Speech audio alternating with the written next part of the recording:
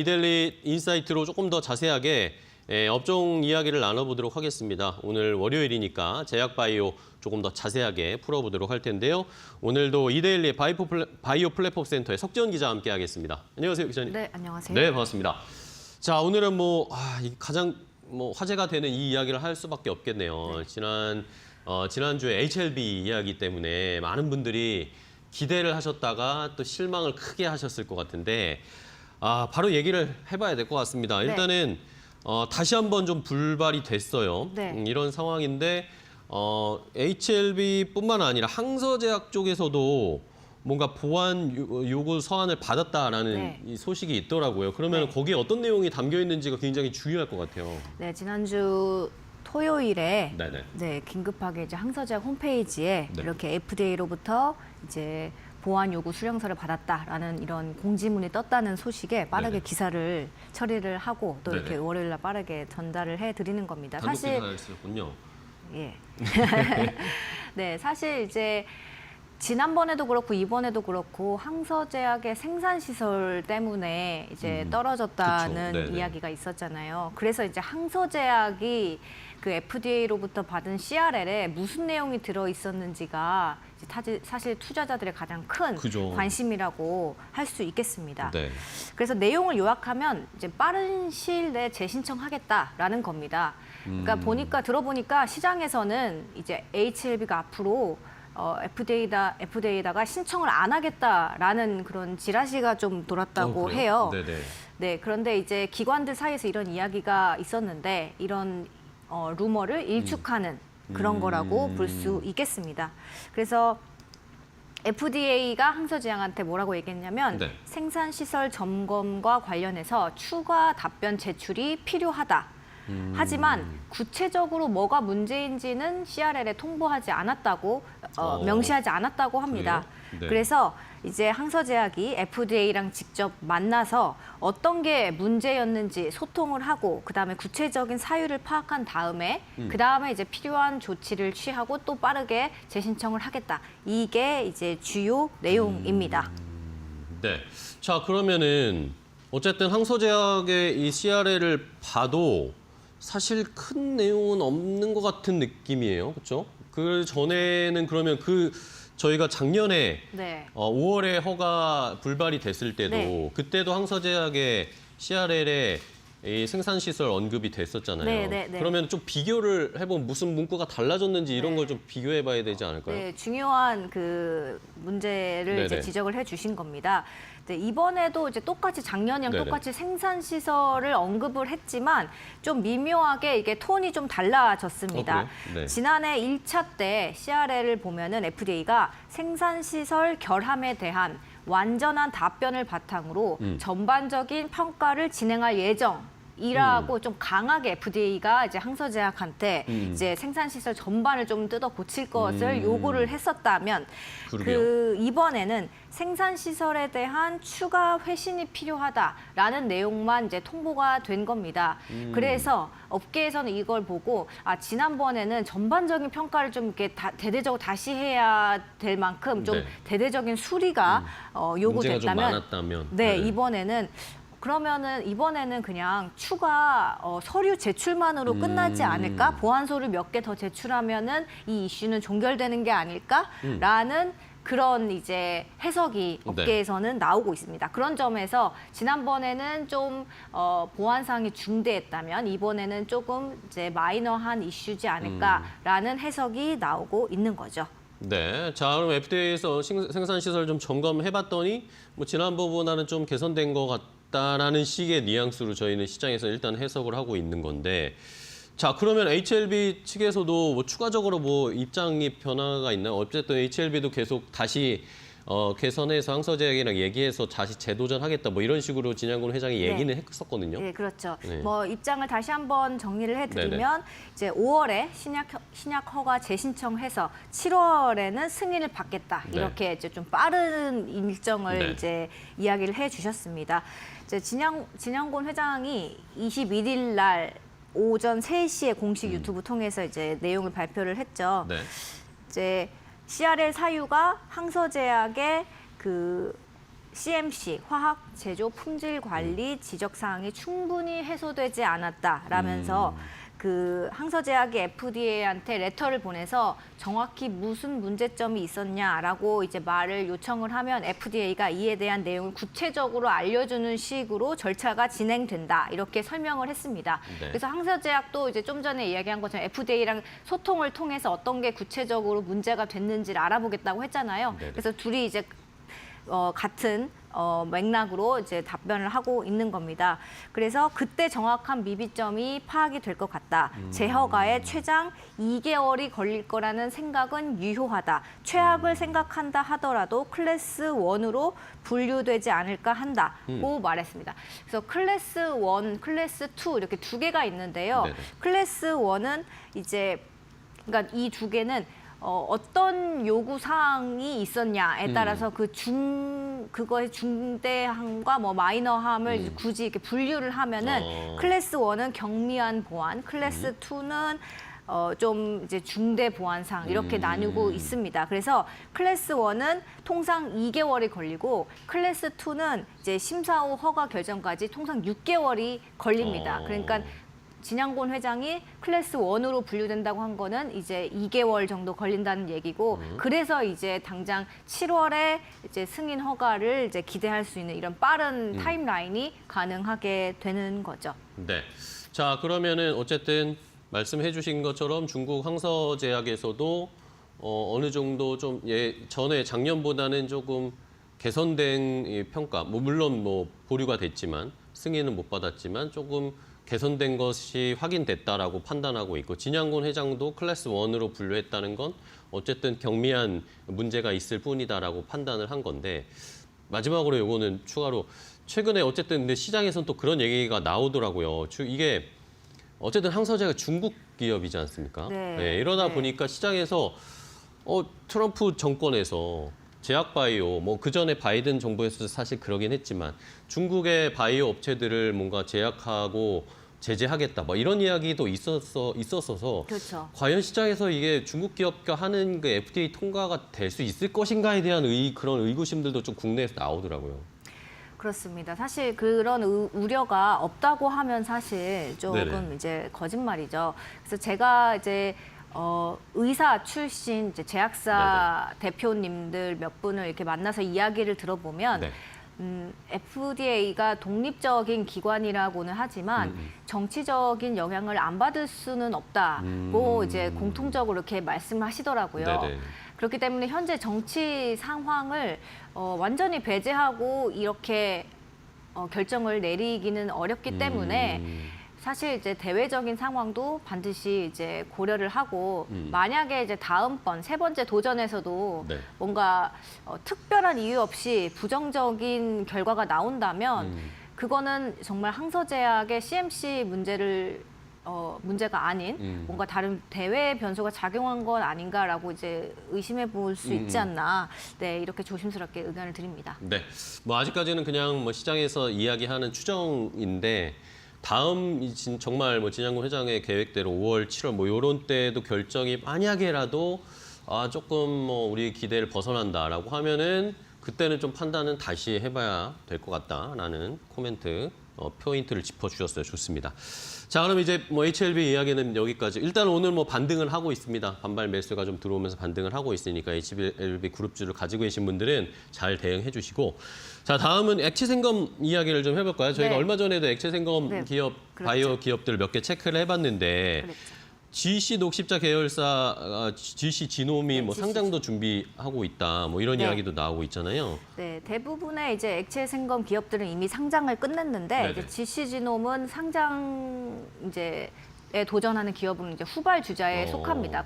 그런데 이제 이 사업도 후발 주자는 아니고 사업은 이제 다른 액체 생검 기업이랑 비슷하게 시작을 하고 있는데 네. 이제 이 GC지놈이 나름 이제 거대 제약사인 이제 녹십자의 계열사이고 그쵸. 또 상장을 하고 그렇다 보니까 어떻게 보면 액체 생검 시장에 이제 좀 새롭게 판도가 이제 조성되는 거 아니냐 이런 이제 분석을 해볼 수 있을 것 같습니다.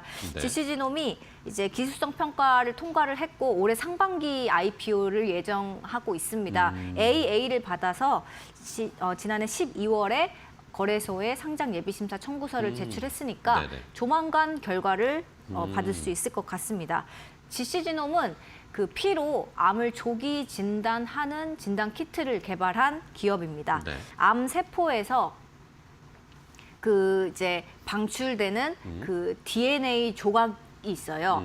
그래서 그 조각을 분석을 해서 이 암이 어디서 발병이 됐는지 그리고 그 민감도는 몇 퍼센트, 그러니까 정확한 80% 이상의 그런 정확도를 자랑을 하면서 네. 이제 암을 진단을 해주는 거죠. 네. 자, 액체 생검 뭐 설명은 저희가 사실 뭐 얼마 몇 주 전에 이야기를 나누긴 했는데 이제 뭐 요약하자면 뭐 혈액이나 네. 우리 몸에서 나오는 이런 액체를 검사를 해서 암이 발병됐는지 그런 걸 확인하는 거죠. 한번 다시 한번 정리해 주세요. 네. 시청자분들이 어려울 수도 있으니까. 네.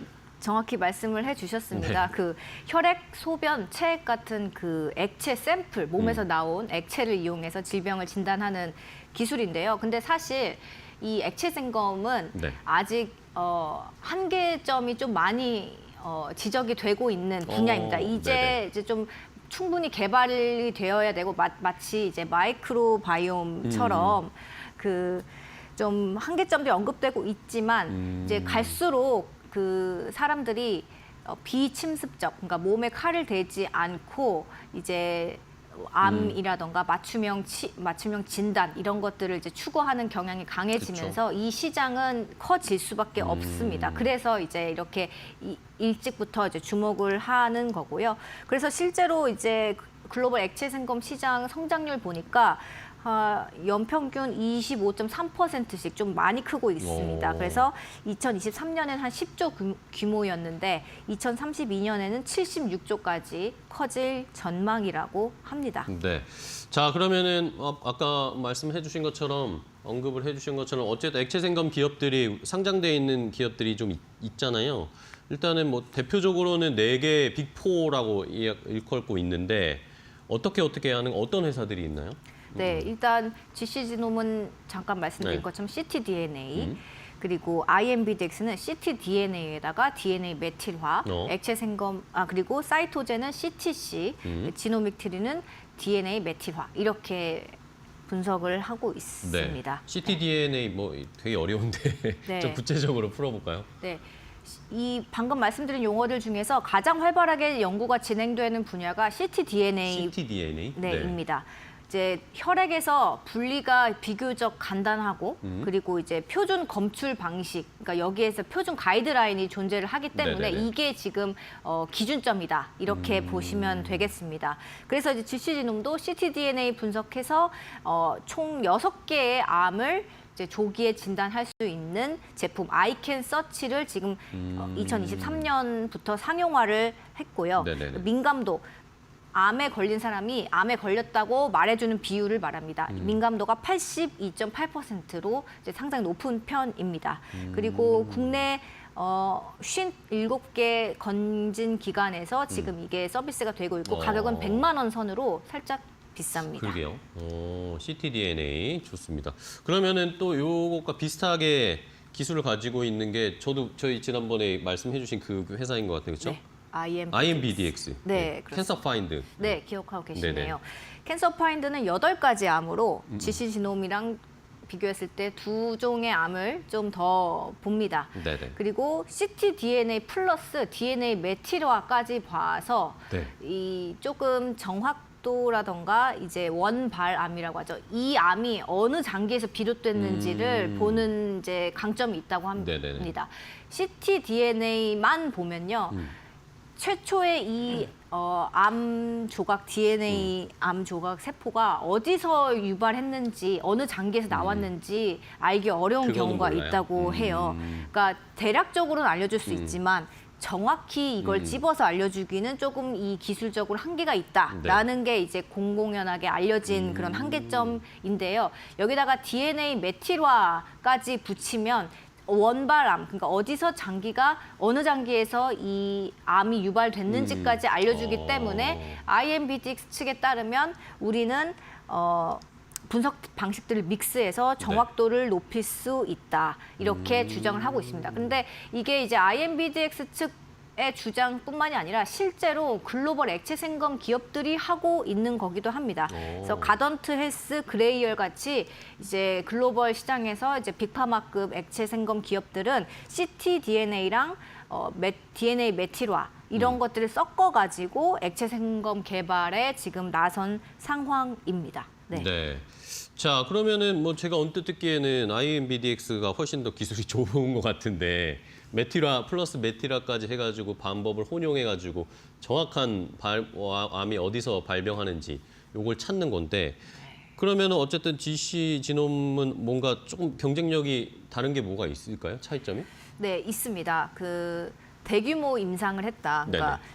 아마 국내에서 최다 규모인 것 같은데 네. 7천 건 이상 대규모 임상 데이터를 이제 돌려서 충분히 기술력을 검증했기 때문에 일관성이나 재현성이 뛰어나다 이렇게 회사는 설명을 하고 있습니다. 무엇보다 이제 녹십자라는 강력한 유통망을 가진 회사를 이제 그쵸. 모기업으로 두고 있기 때문에 이제 매출이라던가 영업 측면에서는 우위를 점할 수 있다고 볼 수 있겠습니다. 실제로 GC지놈 같은 경우는 네. GC셀의 유통망을 사용하고 있다고 합니다. 그래서 현재 IMBDX가 이제 조금 가격 측면에서 가격도 이제 60에서 70만 원 선으로 IMBDX가 조금 더 저렴하거든요. 그렇긴 한데 아무래도 이제 유통망이라던가 영업력을 또 무시할 수는 없습니다. 그쵸? 제약사나 바이오 기업 측면에서. 그래서 이런 부분도 있기 때문에 이제 또 이것도 같이 고려를 하셔야 될 것 같습니다. 네. 자, 그러면 GC지놈이랑 IMBDX는 약간 경쟁이 좀 치열하겠네요. 기술적인 면과 또 영업적인 면이 각각 이제 좀 강점이 다르기 때문에 어느 쪽에 손을 들어줄지 요거 시장의 판단을 한번 저희가 봐야 될 것 같고 나머지 두 개 뭐 사이토젠이나 지노믹 트리 같은 경우도 좀 체크해 볼까요? 네, 사이토젠은 이제 아까 ctDNA처럼 이미 죽은 암세포에서 나온 DNA 조각이 아니라 살아있는 그 종양 세포를 잡아내서 그 분석을 합니다.